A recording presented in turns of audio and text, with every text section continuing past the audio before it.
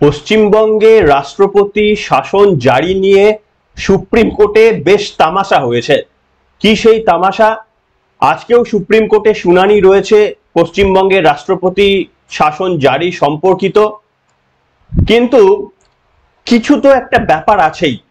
আপনারা একটু যদি খেয়াল করে দেখেন, বিশেষ করে পশ্চিমবঙ্গের মানুষ তো আমরা সকলেই জানি, দেশের অন্যান্য রাজ্যের মানুষ জেনে গিয়েছে, আর পশ্চিমবঙ্গের মানুষ আমরা তো জানবই যে ধরুন আমাদের গোটা দেশে যত দুর্নীতি হয়েছে, গোটা দেশে যত অশান্তি হয়েছে, গোটা দেশে যত চুরি হয়েছে, সবারটা একত্রিত করলে পশ্চিমবঙ্গে তার পরিমাণ সকলকে ছাড়িয়ে যাবে। যাই হোক, আপনাদের সকলকে স্বাগত জানিয়ে আমি প্রলয় শুরু করছি আজকে বিশেষ একটি পর্ব। দেখুন, গতকাল সুপ্রিম কোর্টে এই মুর্শিদাবাদকে কেন্দ্র করে বা রাজ্যের উদ্ভূত বিভিন্ন পরিস্থিতিকে কেন্দ্র করে বিভিন্ন মামলা সুপ্রিম কোর্টে হয়েছে, কিন্তু কোনো এক অজানা সূত্রে, জানি না সমস্ত ভগবান, আল্লাহ, ঈশ্বর, গড সবার সম্মিলিত আশীর্বাদ মমতা বন্দ্যোপাধ্যায়ের মাথায় রয়েছে কিনা, তা যদি না থাকে তাহলে প্রত্যেকবার প্রত্যেক ক্ষেত্রে এইভাবে ন্যারো এস্কেপ তিনি কিভাবে করে যান। এত অন্যায়, এত অবিচার গোটা দেশের কোথাও হচ্ছে না। যদি কোথাও হয়ে থাকে তাহলে 20 বছর আগে এই সরকারটা পড়ে যাওয়ার কথা ছিল। সেই সরকারটা টিকে রয়েছে, কোনো প্রশাসন, কোনো কমিশন কেউ ব্যবস্থা নিচ্ছে না। গতকাল একটা মামলা হয়েছিল বিচারপতি গাভাই এবং বিচারপতি আগাস্তিনের ডিভিশন বেঞ্চে, এবং আপনারা জানেন বিচারপতি গাভাই হচ্ছেন next chief justice of India. এই মে মাসের মধ্যের দিকে তিনি চিফ জাস্টিস হবেন। সেই গাভাইয়ের ডিভিশন বেঞ্চে মামলাটি করেছিলেন বিষ্ণু শঙ্কর জৈন। এই বিষ্ণু শঙ্কর জৈনের মতো লোক আছেন বলেই এই হিন্দু ধর্ম এখনো পর্যন্ত বুক ফুলিয়ে ভারতবর্ষে ঘুরে বেড়াচ্ছে। তার কারণ রাম মন্দির বলুন, জ্ঞানবাপী মসজিদ বলুন, হিন্দুদের উপর প্রত্যেকটি অত্যাচারে এই ব্যক্তিটি রুখে দাঁড়ায়। এই ব্যক্তির সঙ্গে পশ্চিমবঙ্গের কোনো সম্পর্ক না থাকলেও ইনি পশ্চিমবঙ্গে ভাবুন এই উদ্ভূত পরিস্থিতি নিয়ে রাষ্ট্রপতির শাসন জারি করা উচিত বলে মামলা ঠুকেছেন। এই ধরনের ব্যক্তি আমাদের যেমন সমাজে আছে, ঠিক তেমনি আবার পশ্চিমবঙ্গে তৃণমূল কংগ্রেসকে ভোট দিয়ে হিন্দুদের কার্যত অস্তিত্ব বিপন্ন করার মতো কিছু হিন্দু আমাদের দেশে রয়েছে। যাই হোক, আমি আপনাদের বলবো, বিচারপতির কাছে যখন এই মামলাটি উঠেছিল বিচারপতি গাভাই এবং অগাস্তিনের বেঞ্চে, এবং এই বিষ্ণু শঙ্কর জৈন তিনি মুর্শিদাবাদের এই ভয়ানক ঘটনার কথা তুলে ধরেন। 2021 সালে নির্বাচনের পর পোস্টপোল ভায়োলেন্সে যা ক্ষয়ক্ষতি হয়েছিল এবং তা নিয়ে একটা রাষ্ট্রপতি জারি করার একটা মামলা চলেছিল, সেটাকেও ট্যাগ করার জন্য আহ্বান জানিয়েছিলেন। এই সব মিলিয়ে তিনি যখন আহ্বান জানিয়েছেন, বিচারপতি গাভাই কি মন্তব্য করেছেন জানেন? বিচারপতি গাভাই মন্তব্য করেছেন যে আপনারা কি চান আমরা আরো একবার রিট অফ ম্যান্ডেমাস জারি করি? কি এই রিট অফ ম্যান্ডেমাস? না, আমরা কোনো প্রতিষ্ঠানকে বা কোনো প্রতিষ্ঠানিক ব্যক্তিকে আমরা নির্দেশ দিই, আবারও কি আপনারা চান? অর্থাৎ তিনি পরিষ্কারভাবে বলছেন যে আপনারা কি চান যে রাষ্ট্রপতির কাছে আমরা পশ্চিমবঙ্গে রাষ্ট্রপতি শাসন জারি হোক, এই মর্মে আমরা তাদেরকে নির্দেশ দিই, আপনারা কি চান? কেন এ কথা তিনি বলেছেন? তিনি বলছেন এমনিতেই আমাদের ওপর অভিযোগ উঠছে যে আমরা নাকি প্রশাসনিক কাজে নাক গলাচ্ছি। কিভাবে ঘুলিয়ে দেওয়ার চেষ্টা হচ্ছে একটু খেয়াল করে দেখুন। আমি সুপ্রিম কোর্টের সম্মান রেখেই আমি রায়ের বিচারের যেটুকু ক্ষুদ্র সেই অনুযায়ী আমি বলছি, সুপ্রিম কোর্টের উপর আমার অটুট সম্মান রয়েছে। দেখুন আপনারা এখানটায় এই বিচারপতি গাভাই তিনি বলছেন যে সোশ্যাল মিডিয়াতে বা বিভিন্ন জায়গাতে আমাদের বিরুদ্ধে এমনিতেই অভিযোগ উঠছে যে আমরা নাকি সরকারি কাজে নাক গলানোর চেষ্টা করছি। কি ঘটনা আপনাদের সামনে আমি বলেছিলাম, আর একবার ছোট করে বলে দিই।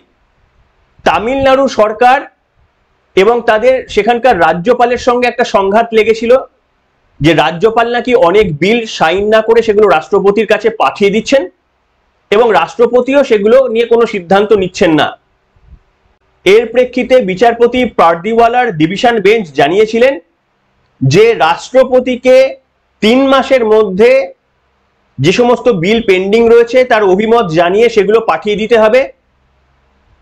যদি তিনি না করেন তাহলে কেন তিনি করলেন না সেটাও রাষ্ট্রপতিকে জানাতে হবে।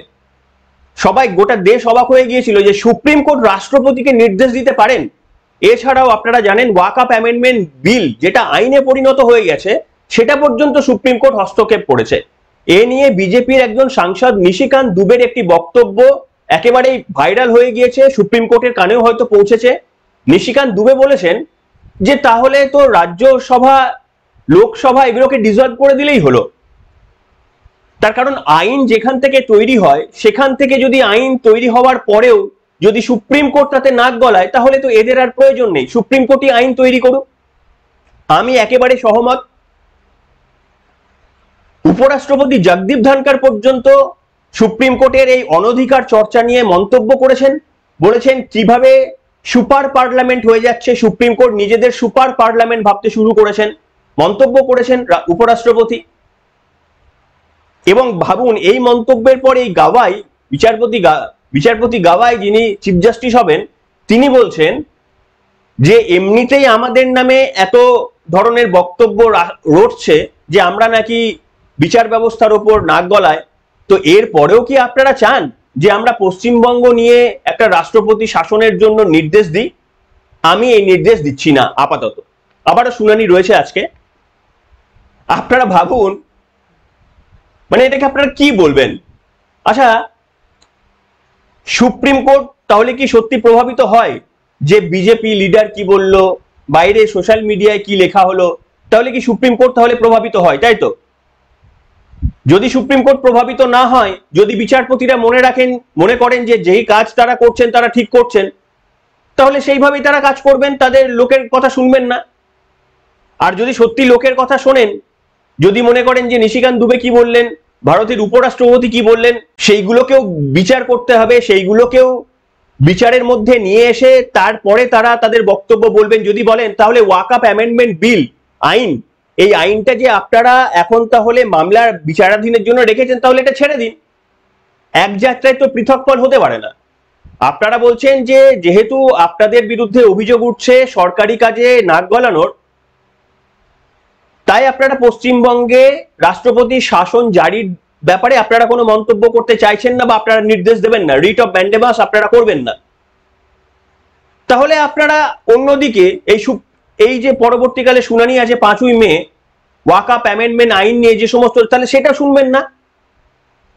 তাহলে তো আপনাদের বিরুদ্ধে তো অভিযোগ সেটাই, মানে বক্তব্য তো সেইগুলো করা হয়েছে। উপরাষ্ট্রপতি বলেছেন যে আপনারা পার্লামেন্টে পাস হওয়া বিল নিয়ে আপনারা কেন না গলাচ্ছেন। তাহলে আপনারা একই সঙ্গে সিদ্ধান্ত নিন। আগামী 5 তারিখে আমি অপেক্ষা করব, আপনাদের এই একই সিদ্ধান্ত নেওয়া উচিত যে ওয়াকআপ অ্যামেন্ডমেন্ট আইন নিয়ে সুপ্রিম কোর্ট কোনো সিদ্ধান্ত নিচ্ছে না, পার্লামেন্ট থেকে যা সিদ্ধান্ত আইন হয়ে এসেছে সেটাই হবে। কারণ আইন তৈরি হয় পার্লামেন্টে, আইন কখনোই সুপ্রিম কোর্টে তৈরি হয় না।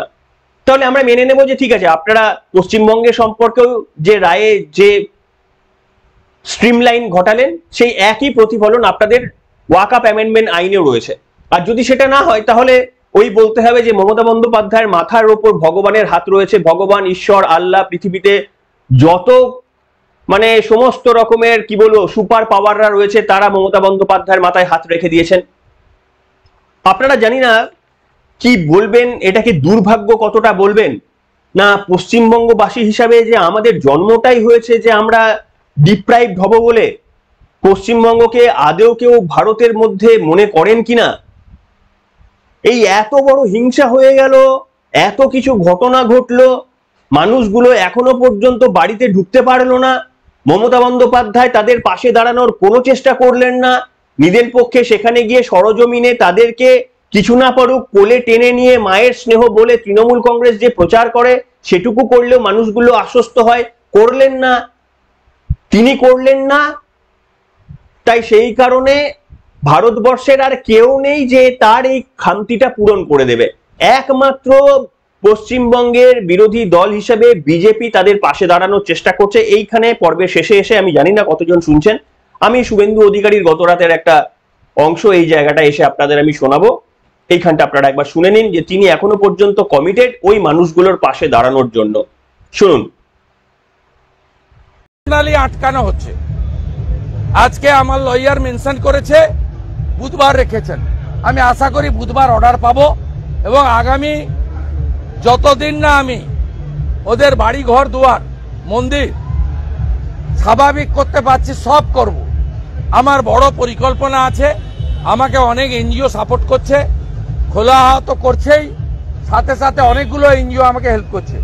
এবং শুনলে খুশি হবেন, গোরখপুর মহন্ত পীঠের মন্দির কমিটিও এগিয়ে এসছে, তারা আমার সঙ্গে থেকে কাজ করবে। আমরা বড় পরিকল্পনা নিয়েছি, আগামীকাল থেকেই ভলেন্টিয়াররা অ্যাসেসমেন্ট করবে এবং ব্যাপক রিলিফ, পুনর্বাসন, তাদেরকে খাড়া করানোর কাজ আমরা করব। যাদের যা গেছে হিসাব করে জামা কাপড়, utensil, television set, fan, light, খাট, দরজা, চেয়ার, গরু, ছাগল, যা যা গেছে প্রত্যেকটা আমরা সকলকেই আমরা ইতিমধ্যে আমরা 5 লক্ষ টাকা পুড়েছে ওটা দিয়েছি, 1.5 লক্ষ টাকা বিয়ে বাড়ির ছিল ওটা দিয়েছি।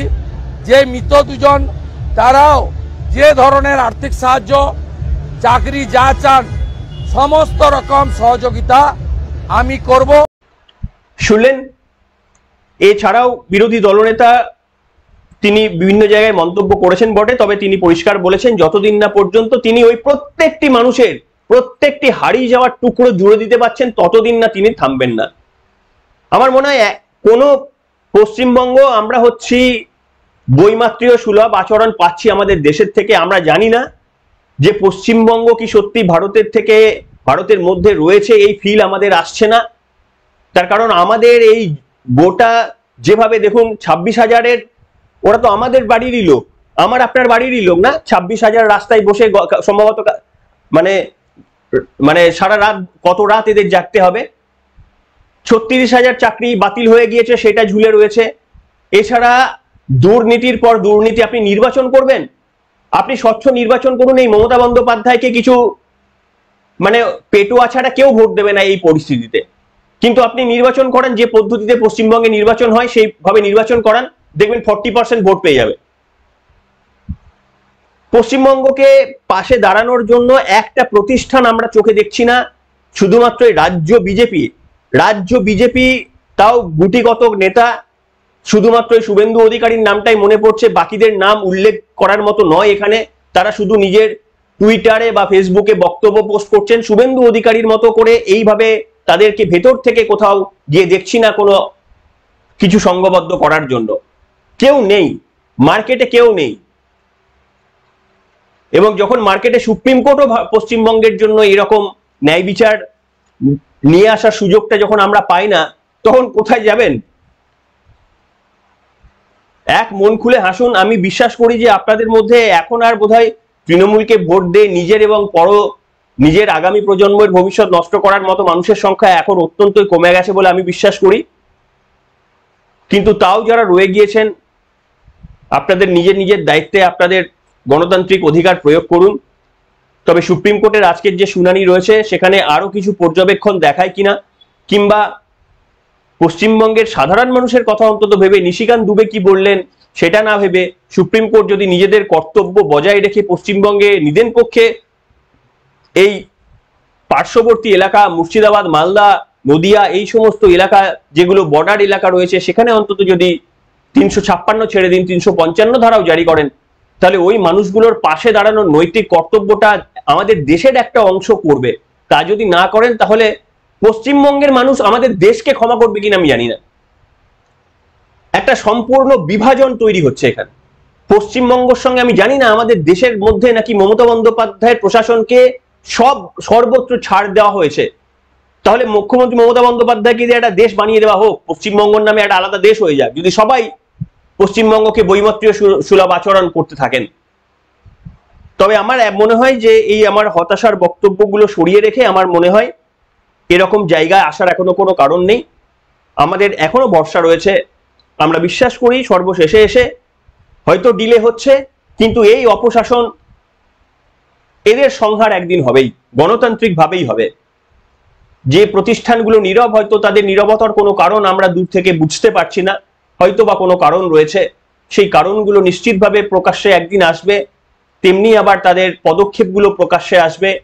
আর এই দুর্বিনীত সরকার নিশ্চিতভাবে খুব শীঘ্রই আমাদের সমাজ থেকে গণতান্ত্রিকভাবে মুছে যাবে, আমাদের পশ্চিমবঙ্গবাসীর তো ছেড়েই দিন, গোটা ভারতবাসীর জন্য মঙ্গল। আপনাদের মন্তব্য লিখে জানাবেন। এখনকার মতো এখানেই শেষ করলাম।